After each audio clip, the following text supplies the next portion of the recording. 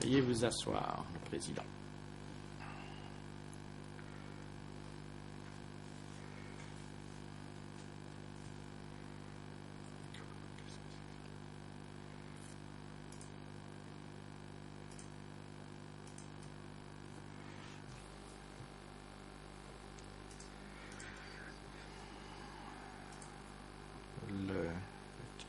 L'audience se reprend. Comme prévu, nous aurons aujourd'hui à entendre le témoin Son Si-kun et Ang Dong-hun, qui sera le témoin de substitution. Ce sera à la défense de les interroger.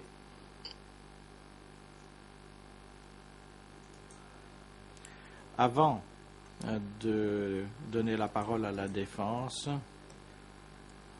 Monsieur de Paris, veuillez faire rapport des présences et des différentes parties participant à la procédure. Monsieur le Président, toutes les parties sont présentes, à l'exception de l'accusé Yang Sari, qui est cependant dans la cellule de détention temporaire au sous-sol. L'accusé Yang Sari, par le biais de son conseil, a demandé qu'il n'ait pas à être présent dans le prétoire, et ce pour toute la journée. La lettre de renonciation a été soumise au greffier. En ce qui concerne le témoin Son Si-kun, il est présent dans la salle d'attente et est à la disposition de la chambre. Ang Dong-hun sera présent au CETC à 10h20. Je vous remercie.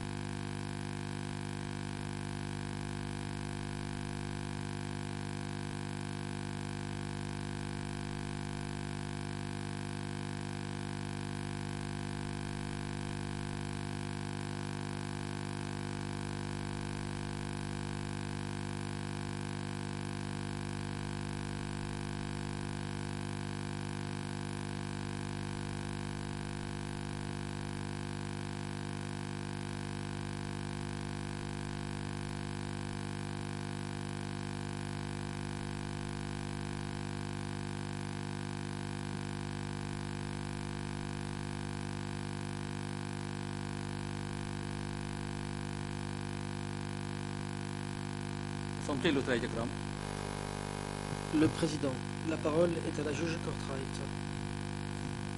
La juge Kortreit. Merci, monsieur le président. La défense de Yengsari, si les juges ont pris quelques instants pour délibérer sur la demande que vous avez présentée, c'est parce que nous avons reçu un certificat médical indiquant que M. Yengsari était pris de vertige et ne pouvait pas se concentrer.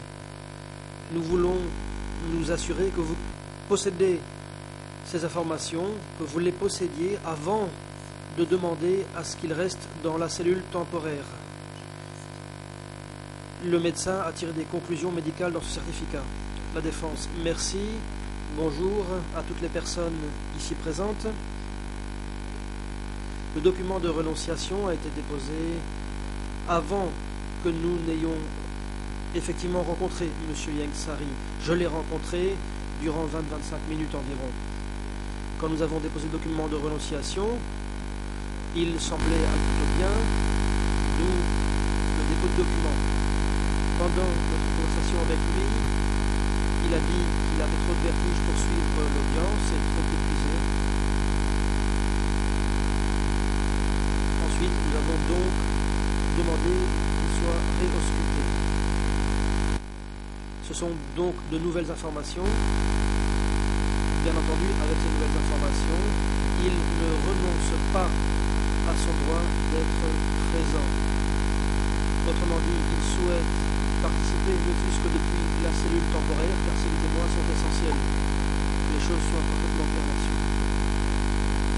S'il s'était d'autres témoins, je suis convaincu que nous serions bien plus souples et que M. Yengsari serait disposé à renoncer à ce droit, mais comme il s'agit de ces témoins-là, M. Yengsari ne veut pas renoncer à son droit d'être présent. Nous pensons que le mieux, c'est qu'il puisse se concentrer et nous assister.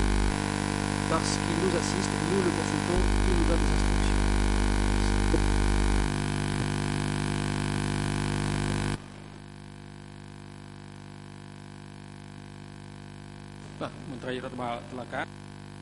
Le président.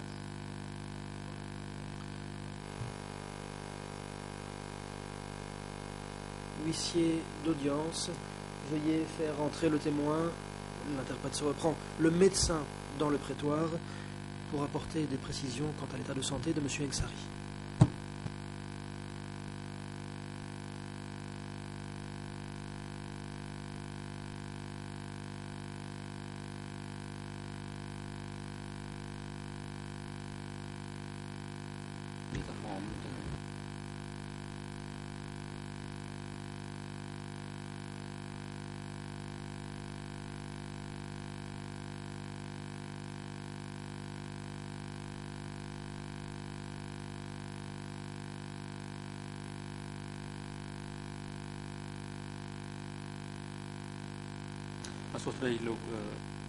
Le président.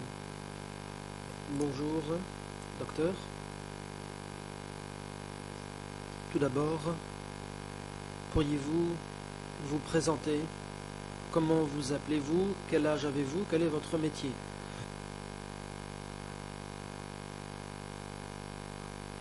Quelles sont vos fonctions à l'hôpital où vous travaillez, ainsi qu'au CETC? Réponse. Bonjour Monsieur le Président, bonjour Mesdames, Messieurs les juges. Je m'appelle Kom Somsan, je suis médecin, j'ai 37 ans, je travaille à l'hôpital de l'amitié soviéto-cambodgienne, j'y travaille depuis 1991. Je travaille actuellement dans la section générale. J'exerce également d'autres fonctions consistant à suivre l'état de santé des accusés devant les CETC. Le président. Merci. Pourriez-vous également nous donner les dernières informations relatives à l'état de santé de M. Yengsari?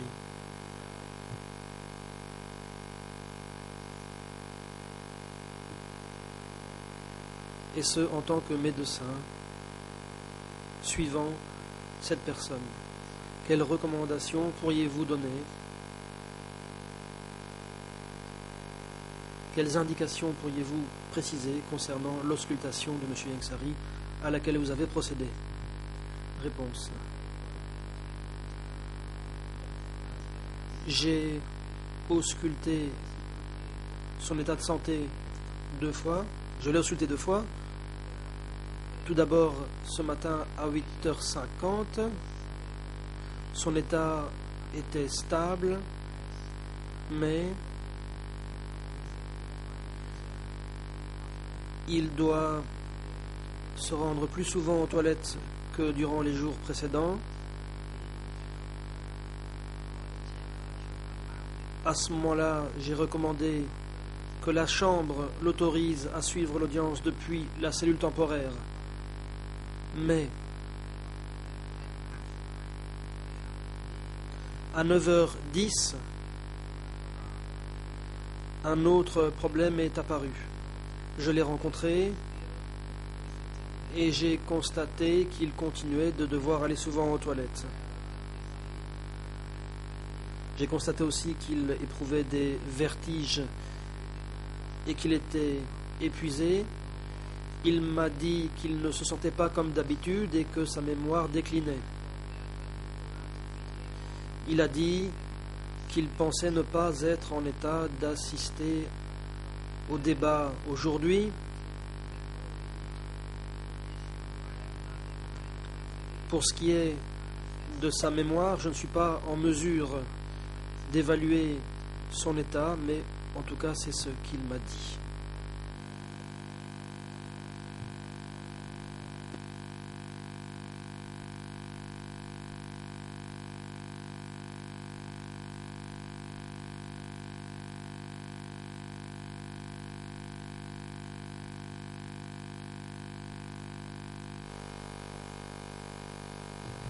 Le président. Est-ce que les autres juges ont des questions à poser au médecin? Je vous en prie, juge Lavergne, tout d'abord. Oui, merci, Monsieur le Président. Monsieur le docteur, est-ce que vous pourriez nous dire si, d'un point de vue purement clinique, il y a des changements entre le premier examen que vous avez effectué ce matin et le second examen? Vous avez fait part des observations faites par M. Yangsari, mais est-ce que ces observations, selon vous, peuvent être étayées par de quelconques éléments? Vous nous avez dit qu'il n'y a a priori pas de changement dans la pression sanguine. Est-ce qu'il y a eu d'autres modifications dont vous pourriez nous faire état? Ou est-ce qu'il n'y a pas de signes cliniques extérieurs qui viendraient soutenir ce que Yangsari a dit?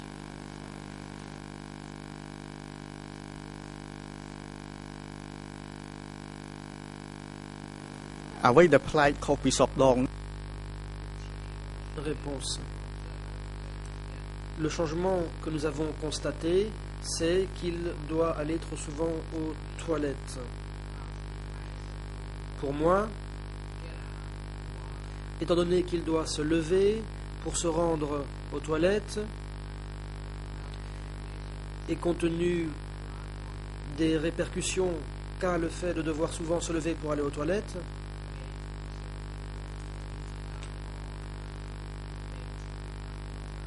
j'ai considéré que cela impliquait pour lui davantage de fatigue. À 9h10, il a indiqué qu'il était pris de vertige et qu'il était très fatigué. Il a dit qu'il était quelque peu perdu et que sa mémoire n'était pas assez bonne pour lui permettre de suivre les débats. J'entends bien, monsieur le docteur, qu'il y a eu des observations faites par monsieur Yangsari concernant une sensation de vertige.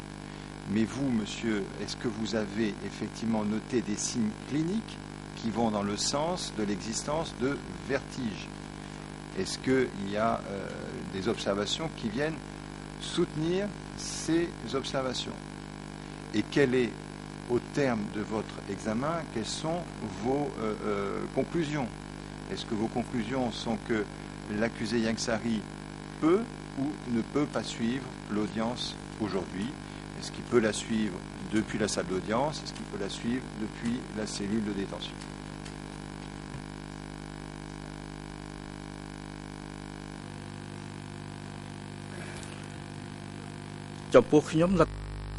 Réponse.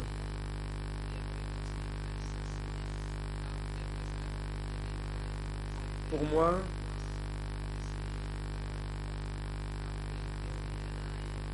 je peux dire qu'il était pris de vertige. Je l'ai constaté parce qu'à chaque fois qu'il allait aux toilettes,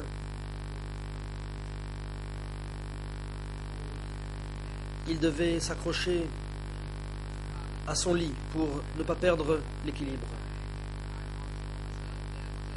Quand il est revenu, j'ai aussi constaté qu'il était essoufflé et fatigué. J'ai donc pu confirmer qu'il avait des vertiges.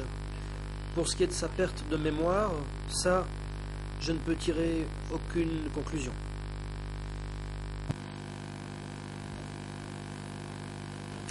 Donc, est-ce que votre conclusion, c'est que l'accusé a besoin de repos à ce jour?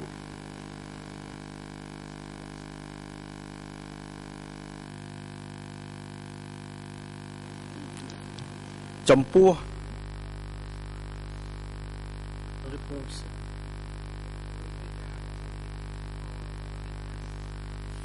Pour ce qui est de son aptitude physique, il devrait pouvoir rester allongé dans la cellule temporaire pour suivre l'audience depuis cet endroit-là. Par ailleurs, pour ce qui est de ses facultés de concentration et d'attention, ça c'est difficile à apprécier. Mais en tout cas, il est désireux de suivre pleinement les audiences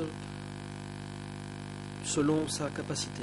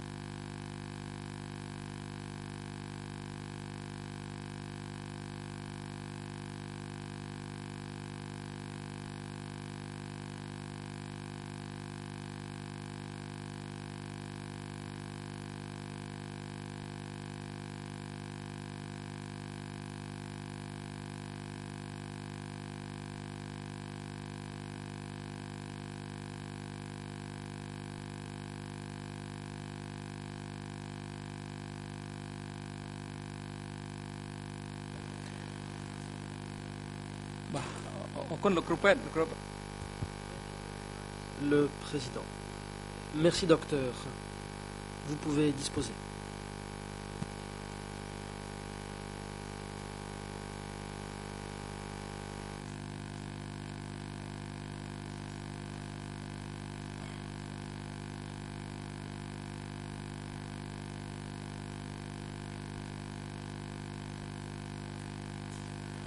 Mai là đi cái chấm ca xăm ca cái phía xa đã đánh đầu sắp cái cam sạ xây đại bản cơ rùng tục nứng cứ sùng sự cơn mình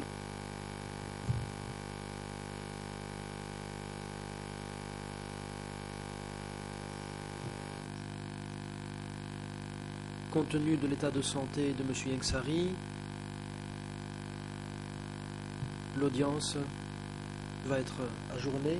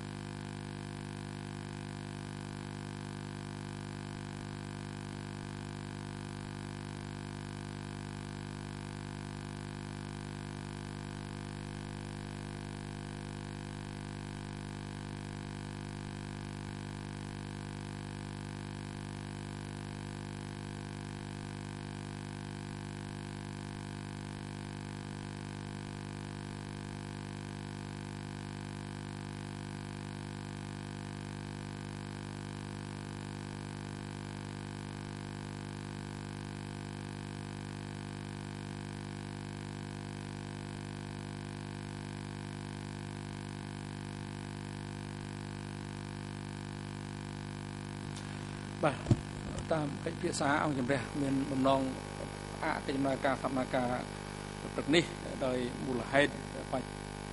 Le président. L'audience va être ajournée compte tenu de l'état de santé de M. Yengsari, à savoir que celui-ci éprouve des vertiges et des problèmes de mémoire.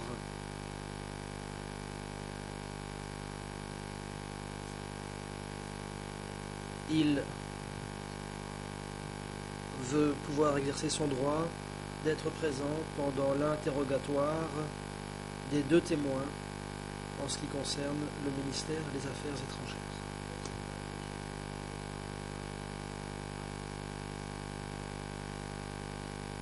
Les autres parties ont-elles des observations à faire?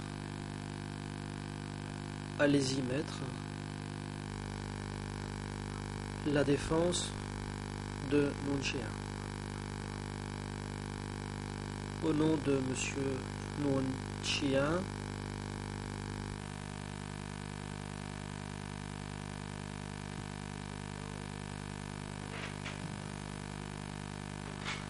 voici ce que je souhaiterais dire. Depuis la cellule temporaire, il se peut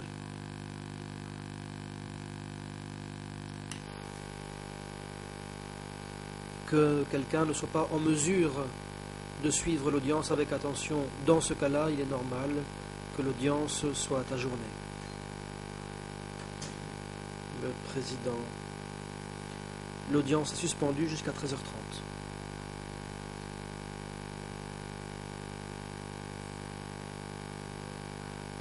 Cet après-midi, la Chambre entendra M. Song Si-keul, qui sera interrogé par la défense de Kyo Sampan. Agent de sécurité, veuillez conduire messieurs Nuon Chea et Kyo Sampan à la cellule temporaire et les ramener dans le prétoire d'ici à 13h30. L'audience est levée. សូមអញ្ជើញក្រោកឈរ